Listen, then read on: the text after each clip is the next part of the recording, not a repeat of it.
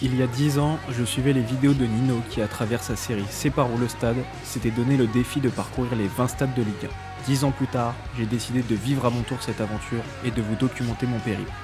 18 équipes, 18 stades, 18 week-ends à travers la France.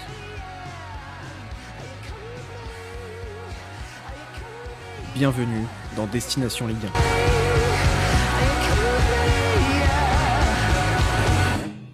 Et bonjour à tous et bienvenue dans ce 4e épisode de Destination Ligue 1. Il est vrai, ça fait plus d'un mois qu'il n'y a pas eu d'épisode, mais j'avais beaucoup de travail. Alors le montage des vidéos était assez secondaire. En vrai, plus sérieusement, j'ai pris un peu de temps, mais malgré tout, c'est le moment de reprendre la route. Direction Angers. Mais avant ça, commençons par le deuxième match du week-end. Dans le cadre du deuxième match, on a déjà observé le niveau national avec les Herbiers et le Racing Club de France, le niveau régional avec le match entre Taupon et Guerre. Il est donc l'heure de découvrir le dernier niveau manquant, la départementale. Et pour ça, on s'arrête sur le chemin à 20 minutes du Mans à Saint-Jean-d'Assé. Pour être honnête, j'ai pas beaucoup d'informations sur ce match. Pour trouver ce match, j'ai regardé toutes les équipes de district des départements, de la Mayenne, de la Sarthe et du Maine-et-Loire. J'ai retiré tous les matchs contenant des équipes de haut+, ceux qui me faisaient faire plus de route, et avec ceux qui me restaient, j'ai cherché si j'avais quelque chose d'intéressant dessus. Au final, le simple fait d'avoir un compte Facebook actif avec des visuels de match a fait la diff. Le match du jour est donc un match de départemental 1 entre Saint-Jean-d'Assé et l'US Bouloir.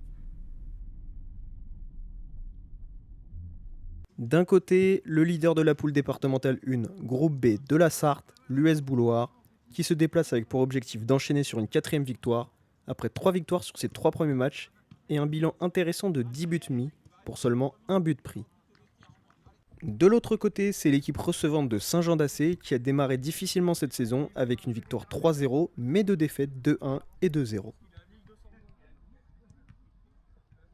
Et c'est devant son public et accompagné de la pluie que les joueurs faisaient leur entrée.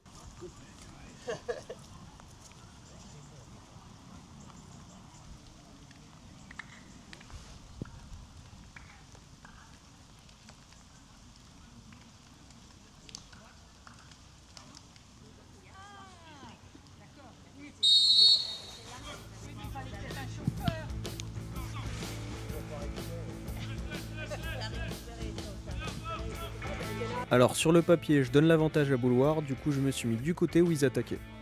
Bon, je me suis surtout mis à l'abri de la pluie sous les arbres.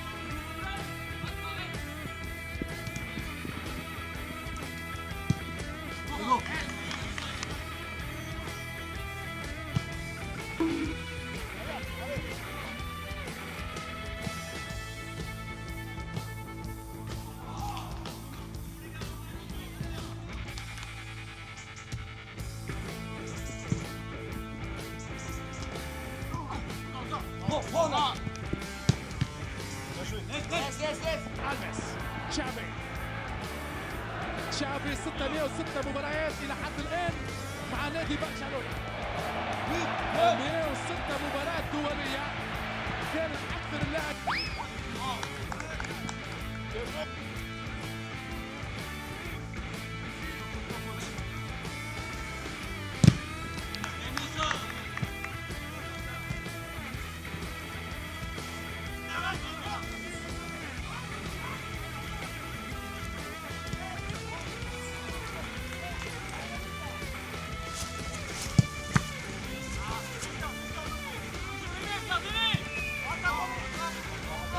Arthur.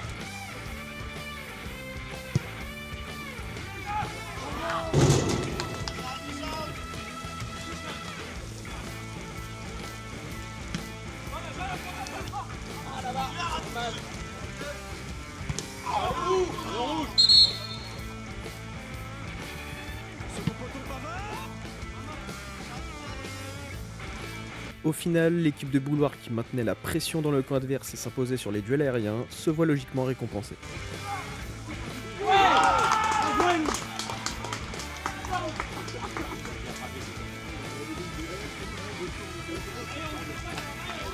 Mais ce but allait donner un esprit de révolte aux joueurs à domicile.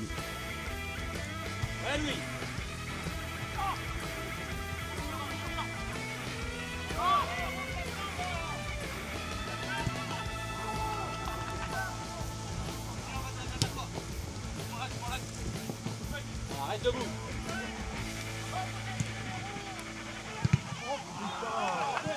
Jouez Théo. Mi-temps ici à Saint-Jean-d'Assé, 1-0 pour Bouloir. Mais porté par ce nouvel élan, le retour des vestiaires allait relancer le match.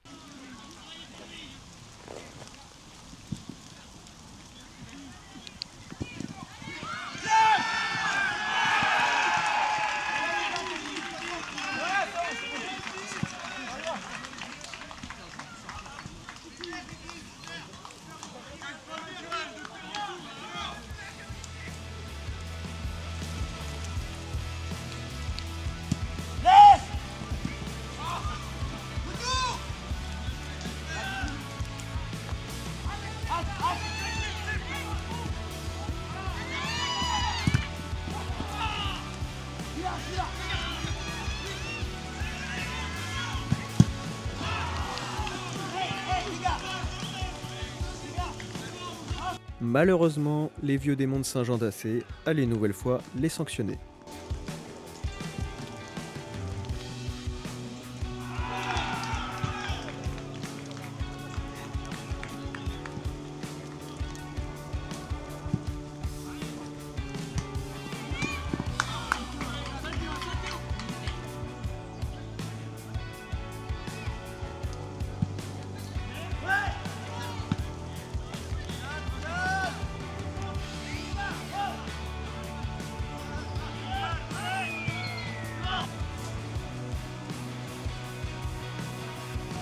Malgré tout, l'équipe allait continuer à pousser, et ce jusqu'à la fin du match.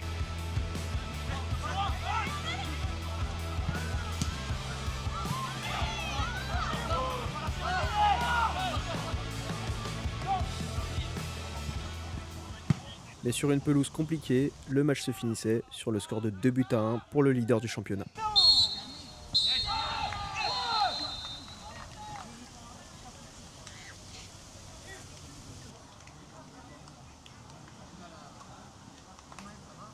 Et quand je dis pelouse compliquée, j'en rajoute pas.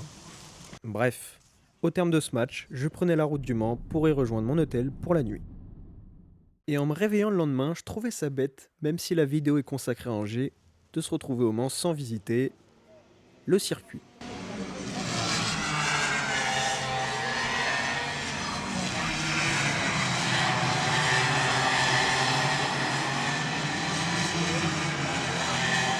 Il se trouve qu'en plus, ce jour-là, avait lieu une compétition internationale de karting.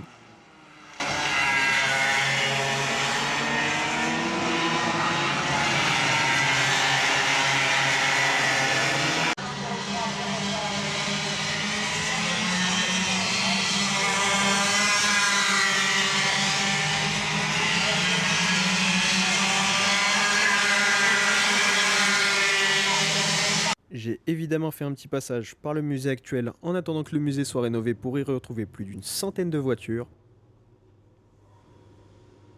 Mais le circuit, c'est surtout évidemment sa piste, connue dans le monde entier pour sa course emblématique. Le GP Explorer de Squeezie. Bon, plus sérieusement, au moment de ma visite, on était seulement 2 semaines après le GP Explorer et se retrouver ici, quasiment seul dans ce monument du monde automobile, reconnaître les différents endroits qu'on pouvait retrouver dans les vidéos de chaque créateur, mais aussi se retrouver à l'endroit même où j'ai pu passer des nombreuses heures enfant sur Gran Turismo 4, on a du mal à imaginer comment cet endroit doit exploser les jours d'événements.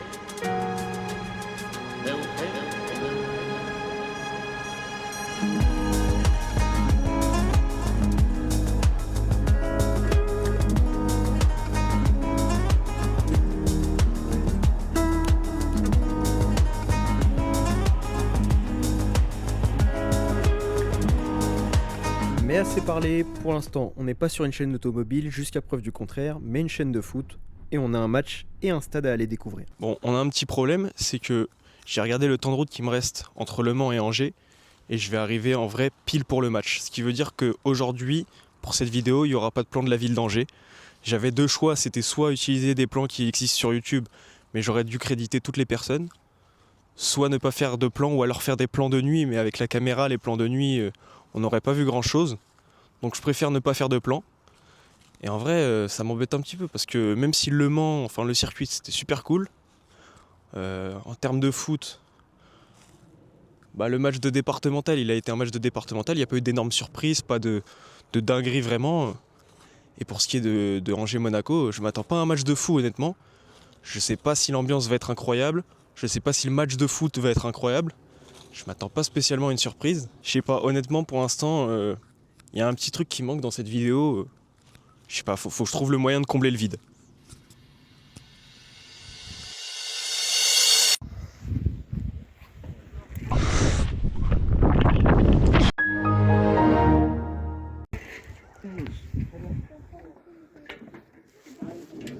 Bref, direction le stade, et si vous êtes habitué des stades, vous savez que quand les rues ressemblent à ça annonce souvent une grande soirée. Et nous voilà arrivés au...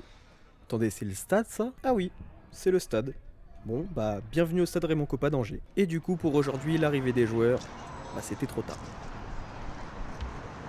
Alors, à chaque fois, je vous parle des infrastructures, mais mis à part les stands de nourriture, je vous montre rien. Donc voici ce que j'appelle les infrastructures ici à Angers. Simple, mais efficace. Et bien évidemment, on n'oublie jamais la mascotte. Il est maintenant l'heure de rentrer dans le stade, et bien que l'extérieur soit pas le plus attirant, je dois avouer que l'intérieur est vraiment magnifique.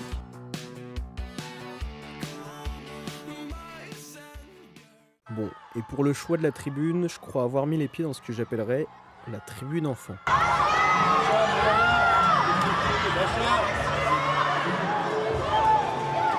Mais place à l'entrée des joueurs et l'entrée de notre star du jour.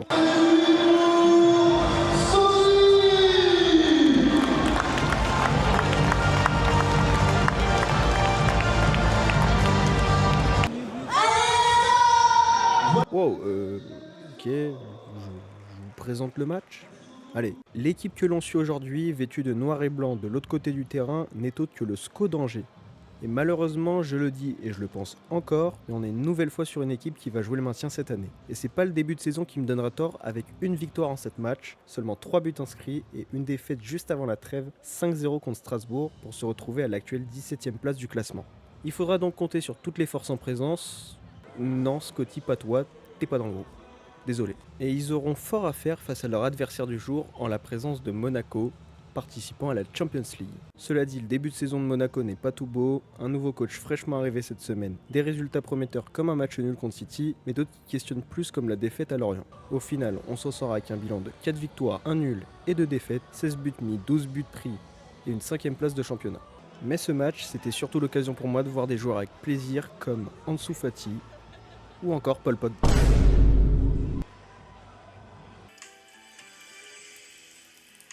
Bref, échauffement terminé, il est l'heure de chauffer le public une dernière fois à l'approche d'un match compliqué.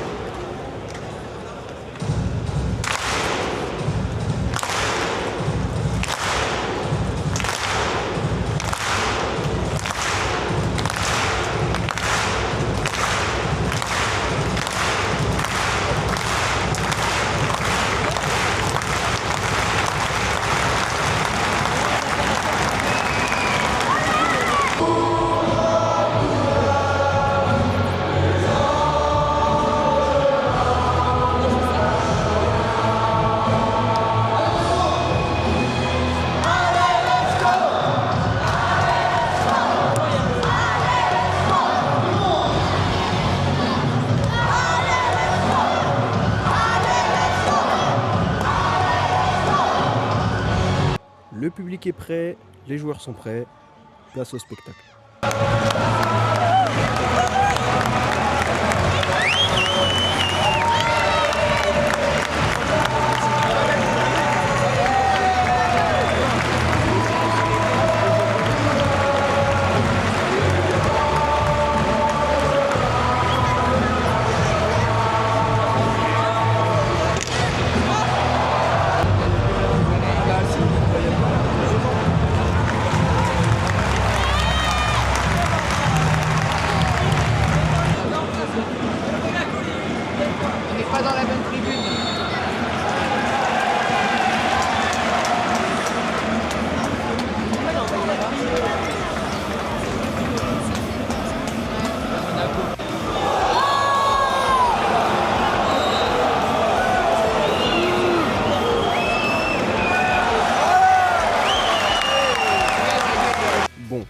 testé les places les plus proches de la pelouse et honnêtement, c'est un raté. On voit rien, donc plus jamais.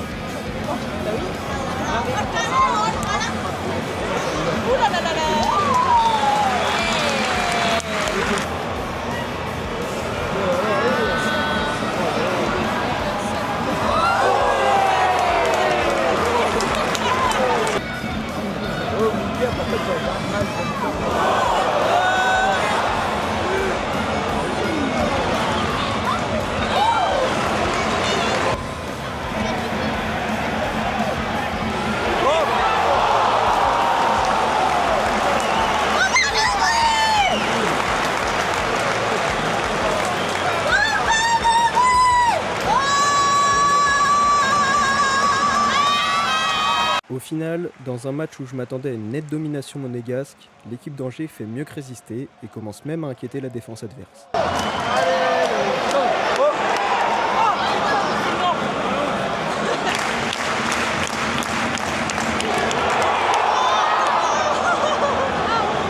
Bon, je vous ai laissé sur des longues séquences de musique, mais je dois avouer que pour l'instant, j'ai pas grand chose à dire sur ce match. Et c'est d'ailleurs sur ce match qui passionne tant le public que les photographes que se finissait une première mi-temps serrée.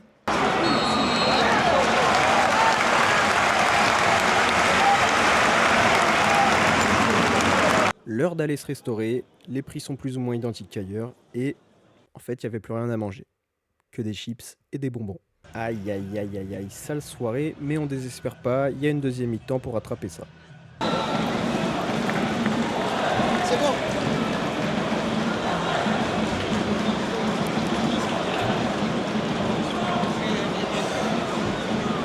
Et pour ce début de deuxième mi-temps, j'ai préféré rester debout en haut de la tribune, à un endroit parfait pour déranger personne et surtout mieux voir.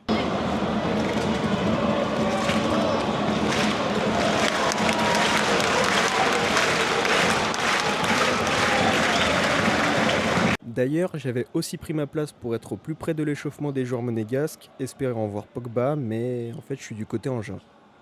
J'aurais vraiment tout raté dans cette vidéo.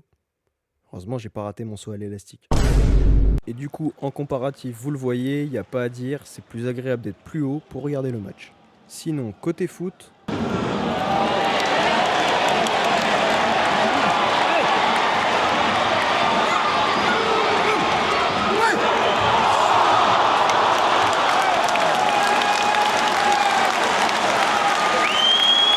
Et en tribune ?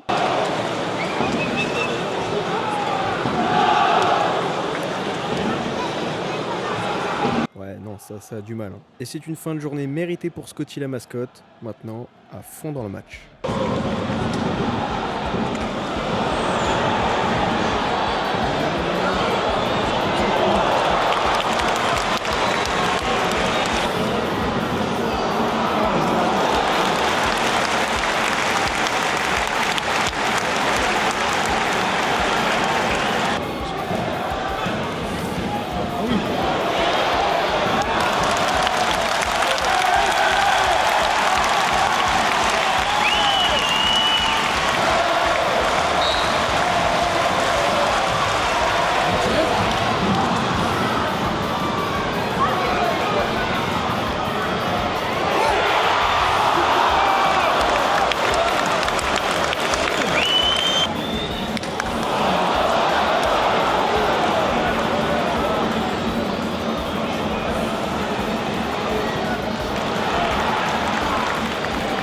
Et au milieu de ce match assez calme, je vais être victime d'un événement paranormal. En effet, soudainement, je suis pris de somnolence. Ouais, c'est bon, je rigole, faut bien s'occuper.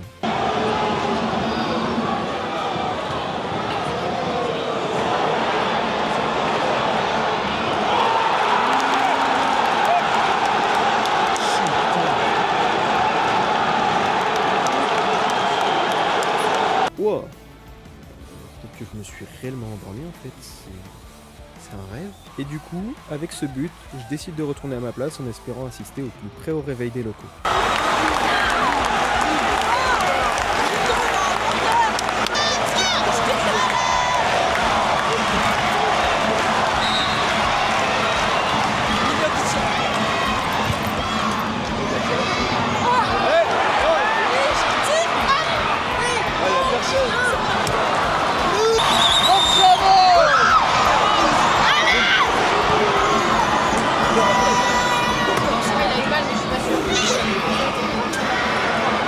Et c'est à ce moment-là qu'il s'est passé quelque chose que je dois vous expliquer. On est à la 83e minute, je suis paisiblement en train de filmer quand un mec équipé d'une veste jaune et d'un badge vient me voir pour me demander d'arrêter de filmer. J'essaye de comprendre mais je vois que j'ai affaire à quelqu'un du club et qu'il n'y a pas moyen de négocier. Sur le coup, j'ai pas trop compris, mais après coup, la seule explication que j'ai trouvée, c'est peut-être le fait d'être plus ou moins en bord terrain, mais sans accréditation qui était mal vu. Mais à ce moment-là, on n'abandonne pas, on dégaine le téléphone pour la fin du match, au cas où il se passerait quelque chose. Et pour une fois...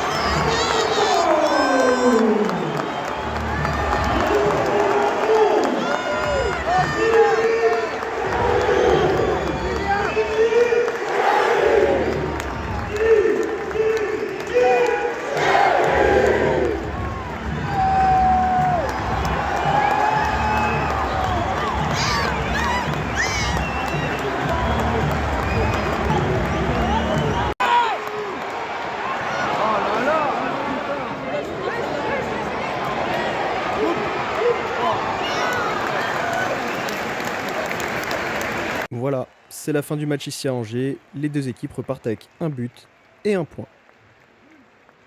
Les joueurs ont fait le taf et viennent remercier un public qui les aura soutenus.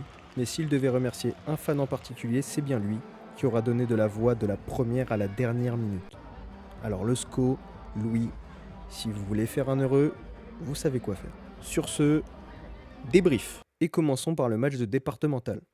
Alors c'était pas spécialement un beau match, et j'ai tourné pas mal de séquences d'un côté humoristique, mais en vrai j'ai quand même passé un bon match. On va pas demander à des joueurs de district d'être des joueurs de Ligue 1, rajouter à ça de la pluie et un terrain pas facile, c'était plus ou moins écrit qu'on n'allait pas forcément avoir un match historique, mais je regrette quand même pas d'avoir découvert l'envers du décor du district de la Sarthe. Ensuite, il est l'heure de parler de cette aventure à Angers. Une aventure qui s'est vraiment pas passée comme espéré, je vais essayer au maximum de faire abstraction de mon expérience perso et d'être impartial pour les classer dans les différentes catégories. Premièrement, l'ambiance. Bon, une nouvelle fois, j'étais à l'opposé du groupe de supporters angevins, mais c'était un choix assumé vu que le stade Raymond Kopa a la particularité de mettre les supporters à domicile et visiteurs à côté. Je voulais essayer quelque chose de nouveau. Et le fait est que le stade est bien calme, on pourrait comparer au Paris FC. Le groupe de supporters fait son taf, mais ça suit pas, et je dirais même que c'est plutôt pesant comparé à Jean-Bois. Malheureusement pour cette catégorie, ça prend la dernière place temporaire. Deuxième catégorie, les infrastructures. Je le disais dans la vidéo, simple mais efficace. De quoi se poser à l'extérieur du stade, occuper les enfants, ça bouchonne pas. Bon, après j'arrive 1h30 avant à chaque fois. Le SCO fait bien son travail, mais ça reste malgré tout derrière Lorient et Nantes, et donc ça prend la 3e place. Place maintenant à la nourriture. Bon, je vais pas éterniser le suspense, les prix sont normaux, mais, et il y a un mais, si en arrivant à la mi-temps il n'y a plus rien, c'est pas bon signe. Je veux bien sans doute que Monaco soit une grosse affiche, mais je suis obligé de noter avec mon expérience perso là-dessus. C'est donc la dernière place.